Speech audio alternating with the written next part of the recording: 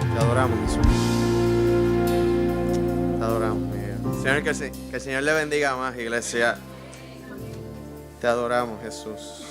Qué lindo es estar en la casa del Señor. Hay veces que uno entra a la casa de Dios y se recuerda de cada una de sus maravillas, de cada una de su misericordia. Hay veces que nos confrontamos, ¿verdad?, con temas como el que estamos trabajando este mes, que todo lo hace posible. Y aunque, ¿verdad?, nos cuestionemos que puede sonar lo imposible, pero cuando nos vemos hoy, cuando pensamos en el camino que hemos trazado, cuando hemos visto nuestra experiencia de vida y cómo nos hemos llegado a este lugar, yo creo que cada uno de nosotros pudiera compartir un testimonio de cómo el Señor hizo lo imposible posible en nuestra vida. Y qué bueno es saber que el Señor continuará obrando y qué bueno es saber que el Señor seguirá haciendo lo imposible posible en nuestra vida para que nosotros podamos alcanzar sus propósitos en gloria. Amén. Yo le invito a buscar en su palabra, iglesia, en el Evangelio de Mateo, capítulo 18, versículos 6 al 9. Y todo aquel que pueda, mientras vaya encontrando la palabra y la lectura, si se puede ir poniendo en pie, nos pueda acompañar, se lo vamos a agradecer. Te adoramos, Jesús. Dice la palabra en Mateo capítulo 18, versículos 6 al 9, en la versión Nueva Internacional, en el nombre del Padre, del Hijo y del Espíritu Santo. Pero si alguien hace pecar a uno de estos pequeños que cree en mí, más le valdría que le colgaran al cuello una gran piedra de molino y lo hundieran en lo profundo del mar. Ay del mundo por las cosas que hacen pecar a la gente. Inevitable es que sucedan, pero ay de aquel que hace pecar a los demás. Si tu mano o tu pie te hace pecar, córtatelo y arrójalo. Más te vale entrar en la vida manco o cojo que ser arrojado al fuego eterno con tus dos manos y tus dos pies. Y si tu ojo te hace pecar, sácatelo y arrójalo. Más te vale entrar tuerto en la vida que con dos ojos ser arrojado al fuego del infierno. Inclinemos nuestro rostro. Te adoramos, Jesús. Te damos gracias, Padre amado, porque reconocemos, Señor, que por tu bondad, por tu cuidado, por tu amor estamos aquí hoy. Porque has sido tú, Jehová, el que nos has convocado. Porque, Señor, fuiste tú el que nos recogiste. Padre, te pedimos, Señor, mi Dios, que a través de la palabra y el estudio podamos ver tus propósitos. Podamos reconocer las intenciones de tu corazón, Jehová, que son intenciones de sanidad, que son intenciones de redención. Padre amado, un corazón, Padre amado, que anhela la unidad del pueblo. La unidad, Padre amado, para clamar dirigidos por ti, Señor. Para, Padre amado, en la súplica y en el ruego, Jehová, ver lo posible, Padre Santo, en nuestra vida. Ver cómo tú, Padre amado, transformas lo imposible posible, Jehová, en el milagro, Señor, mi Dios, de nosotros rendidos en tus manos. Ayúdanos, Padre amado, a entender, Señor, mi Dios, el misterio, Padre amado, y el milagro de vivir en comunidad. Entender, Padre amado, lo que es ser cuerpo y lo que es cuidar los unos a los otros, lo que es velar los unos a los otros, Padre amado, como niños, Señor, mi Dios. Porque esos, Padre Santo, Jehová, son del reino de los cielos. Gracias te damos, oh Jesús. Amén, amén. Se puede sentar, iglesia.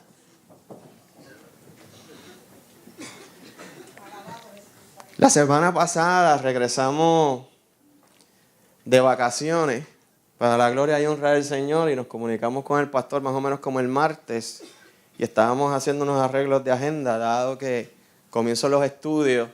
Y no podía estar la semana que viene, empezamos a hablar, cuándo podríamos coordinar. Y el martes pasado, pues él me dice, mira, si te sientes ready, pues coge el miércoles, el pasado. Y yo dije, pastor, yo ahora voy por una reunión de jóvenes, yo le aseguro el 8. Mañana, pues todavía como que no me puedo comprometer. Pero luego que colgamos y estábamos en la reunión, me puse a pensar, ¿verdad? Que el pastor estaba, como me había mencionado, que estaba en Palma. Y yo dije, oye, a lo mejor el pastor lo que quería es, ¿verdad?, que poderse comer un poquito más tranquilo. Y yo no le voy a decir nada, no le voy a prometer nada, pero tan pronto llegué a casa, pues busqué el texto. Y leí, ¿verdad?, el texto en Mateo 19, donde dice, además les digo que si dos de ustedes en la tierra se ponen de acuerdo sobre cualquier cosa que pida, les será concedida por mi Padre que está en el cielo. Y yo, todo lo hace posible. Y yo, gloria a Dios. Y empecé a leer el capítulo y empecé a ver y a reflexionar sobre el contexto. Y eso como de las 11:30 de la noche pensé, es mejor que predique él. De verdad que es mejor que él arranque, porque la realidad es que el tema es profundo.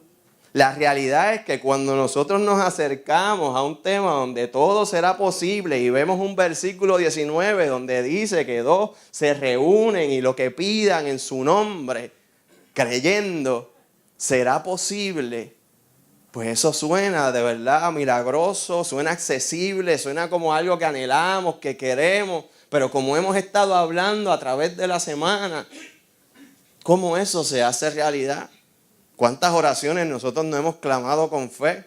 ¿Cuántas veces nosotros, matrimonio, esposo, esposa, se reúnen en oración?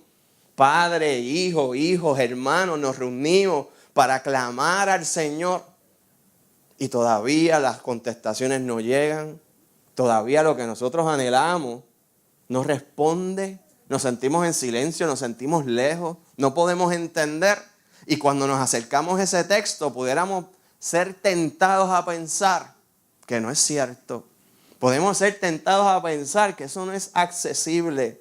Pero qué bien que predicó el miércoles y ha predicado el domingo y podemos empezar a comprender que detrás de ese texto hay un contexto. Que no podemos sacarlo así aleatorio para aplicarlo a nuestra vida, sino hay una enseñanza en ese capítulo que verdaderamente ese versículo es real.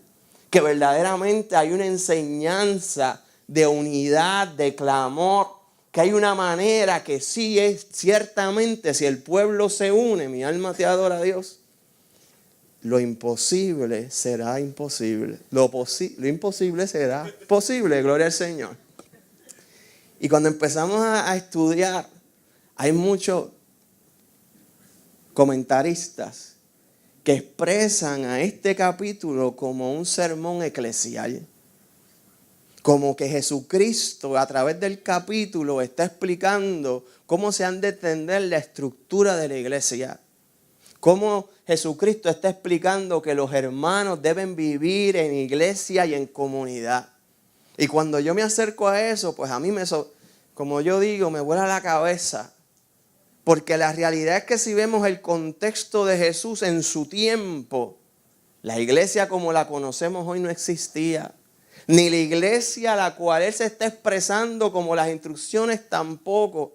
Lo que me hace a mí entender que el autor de Mateo está recopilando las enseñanzas de Jesucristo para hablarle a una iglesia de su tiempo. Donde Él está sacando la diligencia de escribir las enseñanzas de Jesús para poder atender situaciones de la iglesia de su tiempo. Y eso para mí lo encuentro valioso porque quiere decir que es un consejo bíblico donde un hombre inspirado por el Señor puede sacar las palabras de Jesús para hablarle a la iglesia estructurada como la que tenemos hoy. Mi alma te adora. Donde entonces una promesa de convertir lo imposible posible, donde una promesa de una oración juntos, donde aquellos que clamen se ha hecho realidad, tiene una verdad en la unidad y en la vida de comunidad. Cuando nosotros nos acercamos al capítulo y empezamos a estudiarlo, vamos a ver que está formado de 4 historias. De las 4 hay algunas que se repiten en Marcos y en Lucas. Otras se repiten en Mateo y en Lucas. Pero que estamos tocando este mes del Mateo 18, del 18 al 19, es una historia que solamente, es un versículo que solamente se relata en Mateo. Y cuando nos encontramos versículos así en los evangelios, nos acercamos con cuidado porque son versículos que nos enseñan, mi alma te adora, el sentir y el corazón de este autor movido por el Espíritu para hablarle a la iglesia. Te adoramos, mi Dios. Así que cuando estamos viendo un versículo 19 donde dice aquellos que se pongan de acuerdo, cualquier cosa que pidan será concedida por el Padre, estamos entendiendo que ya hay una explicación dada, que ya hay algo que está pasando y enseñando, que hay algo que se está viviendo en la comunidad y en la enseñanza eclesial de este tiempo, que es muy bien la que se predicó la semana pasada el miércoles, que es muy bien la que enseñamos, con la cual comienza el versículo del capítulo 18, donde dicen: en ese momento los discípulos se acercaron a Jesús y le preguntaron: ¿quién es el más importante en el reino de los cielos?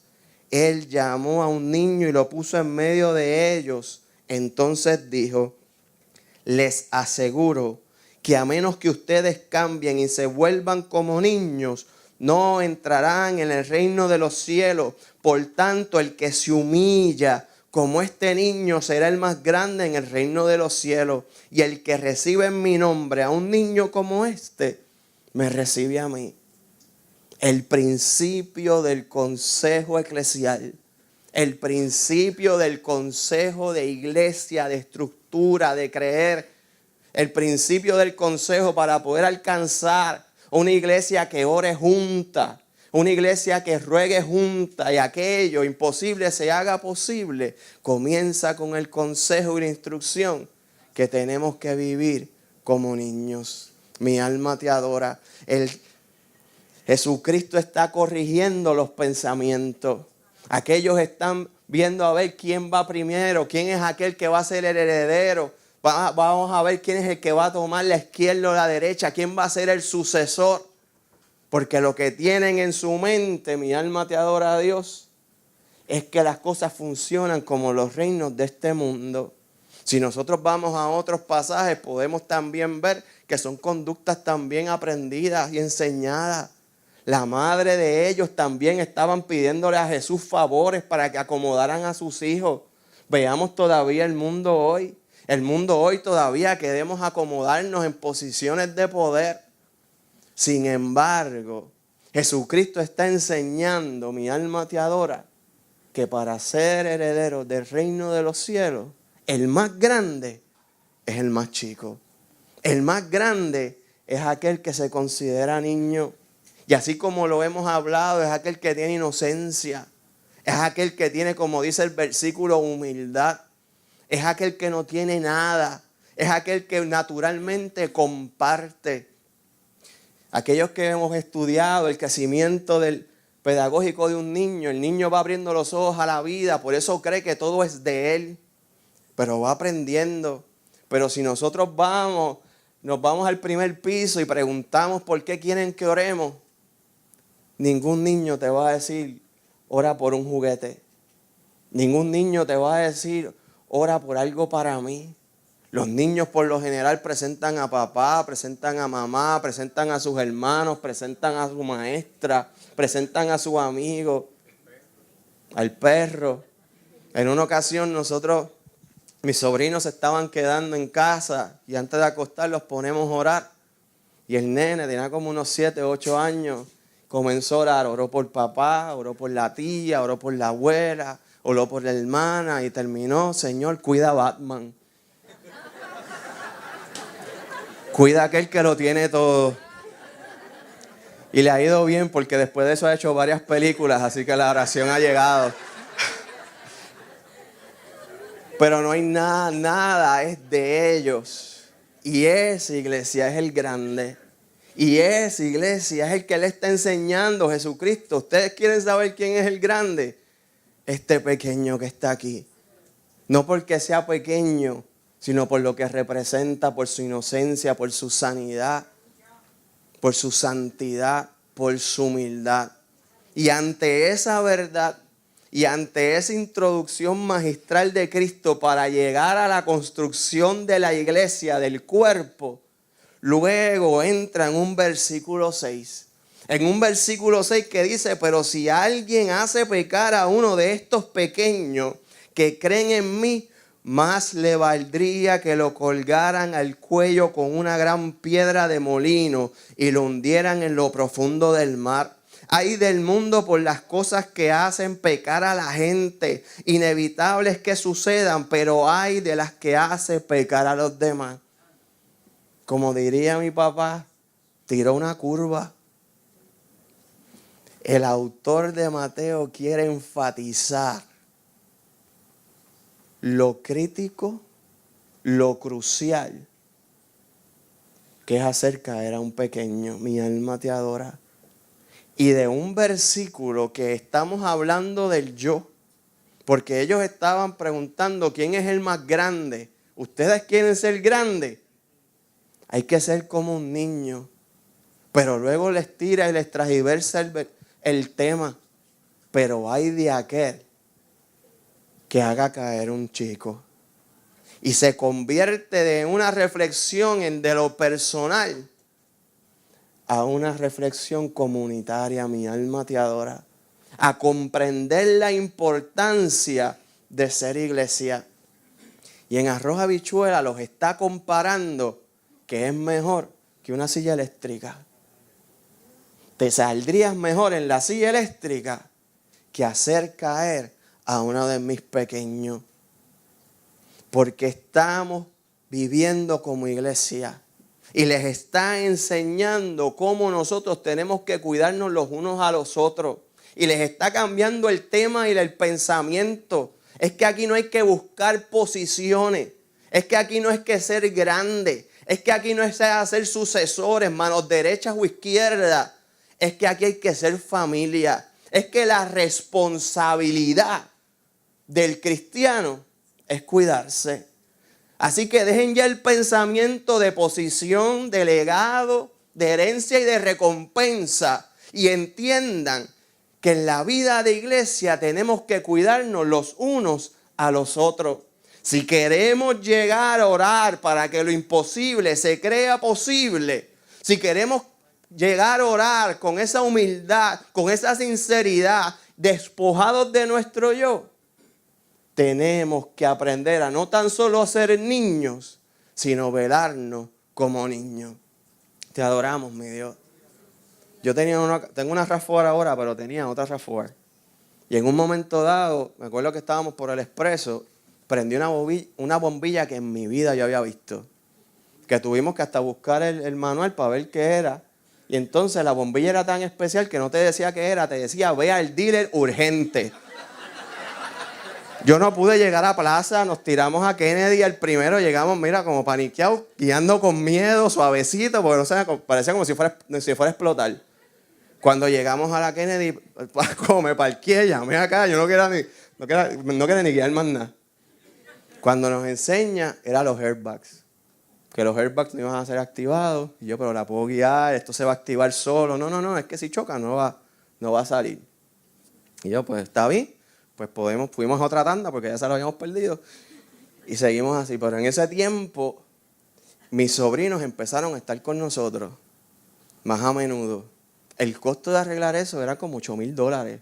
Obviamente nos íbamos a guiar sin los airbags. Pero amén, ¿verdad, hermano? Gloria al Señor. Pero cuando cada fin de semana los sobrinos tenían que estar con nosotros, se cambió la guagua. Porque así se cuida el niño. Porque uno puede escoger el achaque, pero el saber que los nenes atrás cualquier cosa pudiera pasar, se cambió la guagua. Perdimos lo que perdiéramos, salimos mejor, tenemos la roja ahora, pero tenemos los airbags. Pero así, iglesia, se cuida el niño. Así se vela. Y me encanta como Cristo transgiversa el pensamiento. Como Cristo los cambia de sintonía. Hay que hacer así. Y todo cristiano es como un niño. Así que estar buscando posiciones, no, hay que buscar cómo tú has de cuidar. Porque hay de aquel que haga caer. Y cuando vemos los textos, estos textos a nosotros no nos gustan porque son fuertes. Uno quisiera que tuvieran un poquito más de frosty, de gracia y de misericordia. Pero ciertamente, a veces, como decían antes, te vas para el infierno. Esto es lo que está diciendo el texto. No hay otra. Es condenación, es castigo. Pero ese es el celo y el cuidado con el cual tenemos que vivir. A lo cual me ponía a reflexionar, ¿cómo yo puedo hacer caer a un chico? ¿Cómo yo puedo hacer caer a uno de mis hermanos? ¿Cómo yo puedo llevar a otro hermano a pecado? Y me puse a pensar, pecando. Si yo peco, produzco pecado. Y pensando en eso, me llevó el Espíritu a Gálatas capítulo 5, versículo 19, el fruto de la carne. Nosotros nos gusta Gálatas capítulo 5 desde el 22 porque es el fruto del Espíritu. Pero qué interesante que el apóstol antes empieza por el fruto de la carne. Y si lo pudieran buscar, para ir reflexionando un poquito sobre esta palabra, dice Gálatas capítulo 5, versículos 19 así. Las obras de la naturaleza pecaminosa se conocen bien. Inmoralidad sexual, impureza y libertinaje, idolatría y brujería, odio, discordia, celos, arrebatos de ira, rivalidades, disensiones, sectarismos y envidia, borracheras, orgías y otras cosas parecidas. Les advierto ahora, como antes los hice, que los que practiquen tales cosas no heredarán el reino de Dios. Entonces, ¿cómo esto en nuestra vida hace caer a otro? Y me puse a pensar un libertinaje. Cuando tomamos por postura de libertad, cuando tomamos posturas que entendemos que las cosas me son lícitas, que las puedo hacer, y otro hermano o otra hermana por copiarme, cae. Yo a veces me llevo trabajando con jóvenes todos los años, hermanos, todos los años. Desde los 21 años estamos trabajando con jóvenes. Y a veces yo me pongo a pensar lo que impactaría la vida de un joven una foto en Facebook con una copa de vino. A lo cual yo me pueda justificar. Cristo tomó vino, yo nunca me embriago, es familiar, es social, es algo cultural. Y puedo hacer un exégesis sobre el texto y poderlo defender. Pero ¿cómo yo me explico a aquel que toma esa misma libertad y termina embriagado, atado, en pecado? Yo recuerdo una vez hablando sobre este tema con compañeros cristianos, donde hablaban sobre ese tema, sobre si estaban hablando que la cena, si la tomamos con vino o sin vino. Yo le dije, mira, yo te lo voy a poner así de sencillo. En mi iglesia, donde yo estaba en aquel momento histórico, los 4 diáconos varones que se servían la mesa, ninguno podía participar de ella si la servíamos con vino, porque los 4 habían sido liberados del alcoholismo. ¿Cómo hemos de practicar los libertinajes? Romanos capítulo 14, le estoy hablando de memoria, puedo fallar en el capítulo, pero habla del débil en la fe. Que tengamos cuidado de las libertades que nosotros entendemos en Cristo, que a nosotros no nos son pecados, pero para el otro sí. Y si los puede llevar a caer. Así que cuando eso da fruto en nuestra vida, podemos hacer caer un pequeño. Cuando en nuestra vida tenemos celo. Pecado blanco, a veces dicen así, un pecado blanco, un pecado pequeño. Pero ese celo te hace a ti hablar del hermano. O ese celo te hace a ti destacar, quizás no las cosas malas, sino las oportunidades. O ese celo te hace a ti hacerle la vida imposible. Tanto así que lo lleve a caer, mi alma te adora. Las discordias, las rivalidades, las disensiones, las envidias. Porque ahora no solo oro yo, ora otra persona. Porque ahora no solo canto yo, cantan otras personas.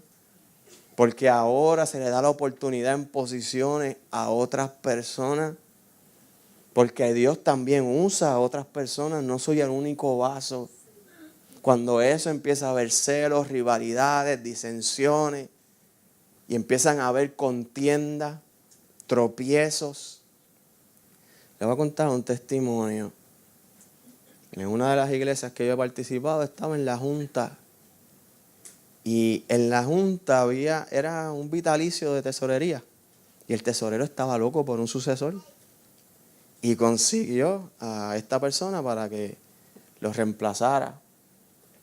Llevaba años y por fin tenía una persona. En su primera reunión de junta ya presentó su reporte de finanzas. Había una partida que se preguntó que no supo explicar. Y vino otra persona y se la cuestionó y le cayó arriba. Entonces son esos comentarios que tú dices, aquí hay algo más, pero no sabemos, ni entendemos. Lo triste del caso es que dejó la posición.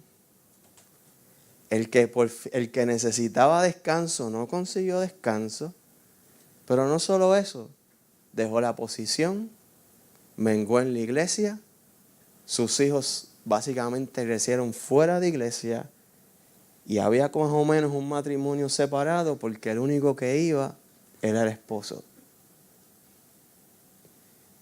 ¿Por qué? Al sol de hoy no sabemos. Y se nos acercamos y tratamos, pero en su vida cerró la puerta. ¿Que ella actuó mal? Sí, pero no había necesidad. Y por una diferencia que todavía al sol de hoy, años tantos después, no conocemos, una pequeña cayó y flaqueó. Nosotros tenemos que entender lo que es el evangelio y lo que es cuidarnos los unos a los otros. Tenemos que entender cuáles son los propósitos y tenemos que reprogramar nuestra mente y entender que el yo aquí no cabe, que no hay espacio, y eso no es evangelio. Los que nos acercamos a la casa de Dios para ver qué Dios tiene para mí, estamos mal. Nos acercamos a la casa de Dios para ver cómo los unos a los otros podemos cuidarnos para acercarnos a Él. Para ver cómo juntos luchamos los unos por los otros. Para ver cómo nosotros podemos amarnos de tal manera que exista una oración que convierta lo imposible posible, porque el yo ahí no está presente. Porque son vidas que comprenden, dirigidos por el Espíritu, cuáles son las necesidades reales y la voluntad de Dios. Y por eso es que se da y se abren los cielos, porque están pidiendo lo que Dios anhela y no lo que anhela el hombre. Te adoramos, mi Dios. Y por eso la palabra les está enseñando, mi alma te adora, Jesús, que se tienen que apartar del mal. Miren cómo empieza el 6 y el 7. Le dice, ay de aquel que le haga caer a uno de mis pequeños. Porque entonces entra en el 8. Si tu mano o tu pie te hace pecar, córtatelo y arrójalo. Más te vale entrar en la vida manco, cojo, que será arrojado al fuego eterno con tus 2 manos y tus 2 pies. Y si tu ojo te hace pecar, sácatelo y arrójalo. Más te vale entrar tuerto en la vida que con 2 ojos ser arrojado al fuego del infierno. Esos son los versículos que uno no encuentra en Facebook. Si los pones en Facebook no hay ni shares, ni likes.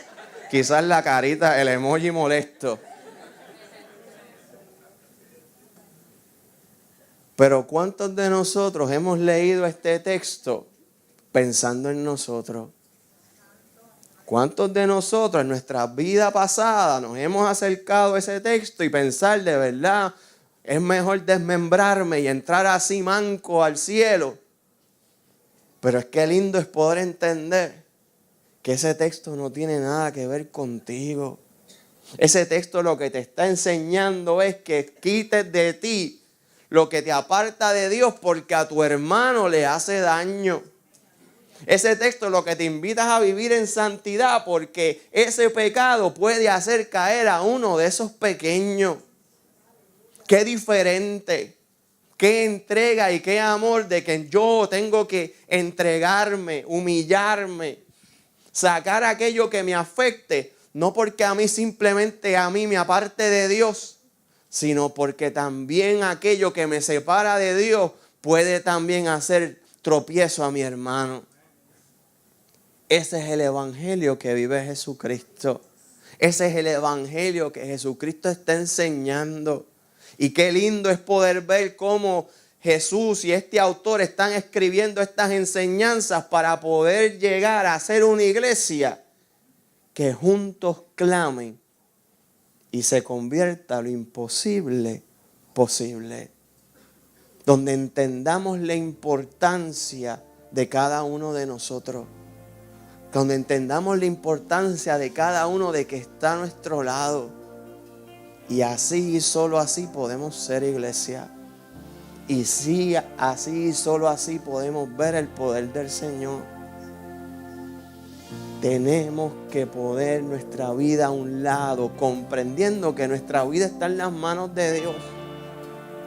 Y vivir el evangelio no para ver qué más yo puedo alcanzar, sino vivir el evangelio para ver a quiénes más yo puedo alcanzar. Porque aquí el grande, iglesia, es el pequeño. Que el Señor les bendiga. Te adoramos, Jesús.